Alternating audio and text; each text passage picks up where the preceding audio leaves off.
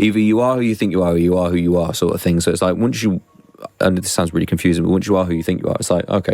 Have you ever wondered what it feels like when the world you're used to, complete with sunshine, swimming pools, and designer outfits, vanishes overnight? Imagine waking up to find that the person who made it all possible is gone, and so is the limitless gold card that kept your every desire within reach. Today, we're stepping into the bittersweet world that formed around Liam Payne, the former One Direction star who tragically passed away. His sudden death left not only heartbreak in its wake, but also a swirl of rumors around the girlfriend he once lavishly supported, Cassidy. Whispers claim she's considering legal action against his family. Others say she's grieving in silence, wanting nothing more than to heal. Meanwhile, a fierce storm of fan anger and suspicion rages online, painting Kate as a cunning figure who lived off Liam's fortune. Is Kate truly out to claim what isn't hers?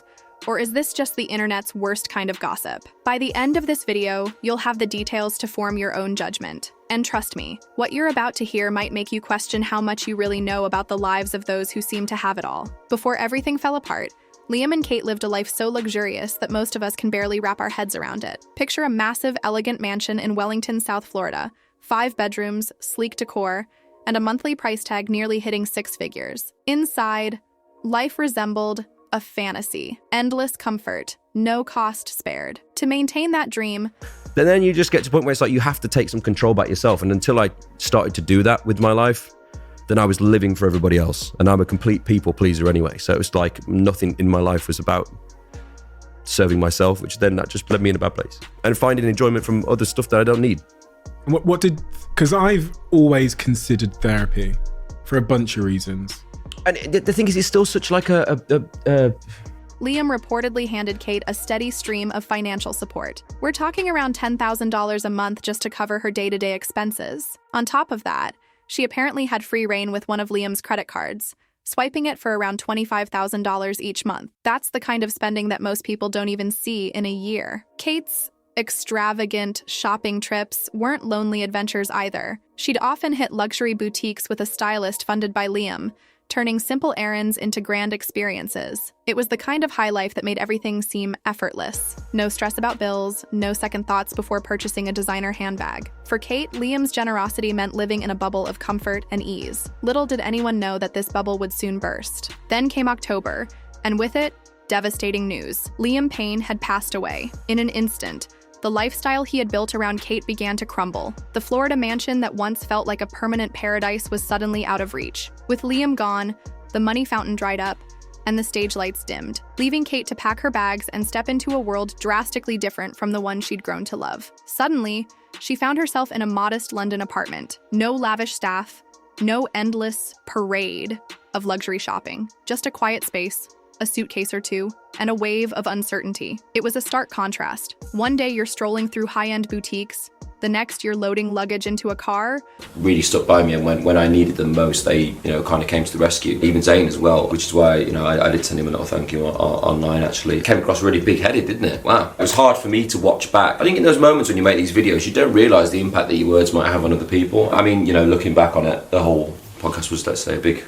Without the safety net of bottomless wealth, grief alone is shattering. But imagine layering it with a total lifestyle upheaval. Questions hovered. Without Liam's support, how would Kate find her footing? Was she emotionally prepared to navigate both heartbreak and the loss of financial security? The world outside watched closely, sensing that something deeper and more complicated was unfolding beneath the surface. Then the whispers began. Online chatter suggested that Kate might consider taking Liam's family to court in pursuit of money, an explosive claim that, if true, could drag an already painful situation into a full-blown conflict. After all, Liam was not only an adored star, but also someone with considerable wealth. The idea that Kate might try to claim a piece of it sent shockwaves through fans and observers. But not everyone bought the rumor. Kate's close friends were quick to push back, insisting that she had no interest in Liam's estate and no plans to demand a share. They argued that Kate was devastated by losing the man she cared about, not fixated on the fortune he left behind.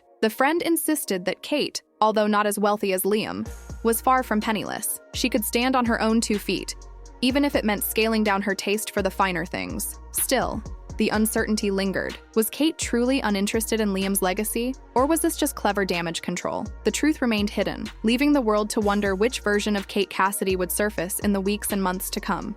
So much in the last few years, ever since the band ended. And whenever I have a problem, whenever he has a problem, we always call each other about it and make sure we check in and whatever else. So are you in touch with the other guys as well? Because Louis, you're obviously still quite close with. I don't know if you've seen him, but are you in touch with the other guys? yeah, I mean, I speak to Niall every so often. I haven't spoken to Harry in a long time now. A lot of the time when I'm doing things, I get drip-fed bits of information about what we're doing. So they said, you're going to ride a horse. I said, OK, I'll ride a horse. It sounds good. Big budget music video, animals, all fun. Yeah. Do you know how to ride a horse? I went and learned how to ride a horse because of it. I thought I'll go and learn how to ride a horse. It was a lot of fun. I enjoyed it. Yeah. It was a trusty little beast. Yeah, and then you got to the... Liam's loyal fans were not feeling generous when it came to Kate. Online, people were furious, suspicious, and ready to call her every name under the sun. Some labeled her a gold digger from the start, claiming she'd latched onto Liam for his fame and fortune. Others saw the entire relationship as a setup, an orchestrated plan for Kate to live large without ever lifting a finger. The paparazzi didn't ease the pressure. Cameras flashed at every opportunity, capturing Kate in moments where she looked anything but glamorous. With the tragedy fresh in everyone's mind, her return to a more ordinary life became a spectacle. Critics pounced on these images as proof that her past luxury had been smoke and mirrors propped up by Liam's money. While Kate's supporters tried to shield her with statements of loyalty and claims of her own financial means, the damage was done. The internet had found its villain, and no matter how heartfelt her grief might have been, many refused to see her as anything other than the person who benefited from Liam's fortune, and then ended up empty-handed. Of course, it wasn't just fans who worried. Liam's family, already grappling with unimaginable grief, kept a close eye on everything. They knew Liam's estate would largely revolve around the future of his young son, Bear,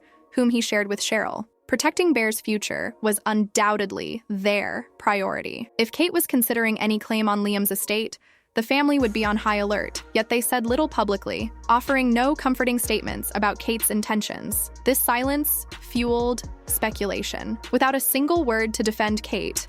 But I'd already been on the show 2 years prior to the band being made. And what happened when I was on the show the first time, I went on and I sang, and I got from 180,000 people down to the last 24. So it's a step before you're making it. And Simon kicked me off. And then the weirdest thing happened, all the contestants, there was Simon had dinner with me and my mom. And the manager of One Direction was at that dinner. Some observers assumed the family must have their doubts. At the same time, Liam's loved ones took steps to get legal clarity on what happened in Argentina, where Liam's death took place. They hired an Argentinian lawyer, positioning themselves to be involved in any inquiry or legal action. Their focus seemed to be on securing justice and understanding, not easing Kate's public image. For Kate, this absence of support from Liam's closest relatives spoke volumes. If there was trust before, it wasn't obvious now. And if she hoped to maintain any bond with the family, it seemed like a distant dream. This whole situation shone a bright light on the tangled web of celebrity wealth. It's no secret that stars often pay for more than just their own comforts. Sometimes they end up funding entire lifestyles of the people around them, friends, romantic partners, and professional associates alike. The line between generous support and financial exploitation can blur, especially when the money feels endless. In Liam's case, he was known for being generous, and maybe that kindness became an invisible burden. Did people around him come to see his support as normal, even expected? And now, with him gone, was Kate left clinging to a life that wasn't truly hers? This isn't unique to Liam. We've seen other famous figures face family battles, suspicious partners, or loyal entourages that drain their accounts. The difference here is the heartbreak of a sudden death and the lingering mystery of Kate's true feelings. Maybe she's just a woman, overwhelmed by loss and drastic change, or maybe she's the opportunist critics accuse her of being. At this point, we only have pieces of a puzzle that might never fit perfectly together. So what does tomorrow look like for Kate Cassidy? Gone are the high-end stores with unlimited spending power. Gone is the sun-soaked mansion where she never had to check a price tag. Now she faces a new reality. I don't know, I'm a lot more confident within myself these days. I'm a bit more, I don't know what the word is, I don't know. I kind of got to a point where it was either you are who you think you are, or you are who you are sort of thing. So it's once you, and this sounds really confusing, but once you are who you think you are, it's okay, it's good. I'm where I need to be right now in life, which kind of was a really nice thing to arrive at. But it's taken a long time to get to that place where I feel happy being myself and whatever else. Whereas it's just if it happens, it happens. If it doesn't, what the hell am I going to do?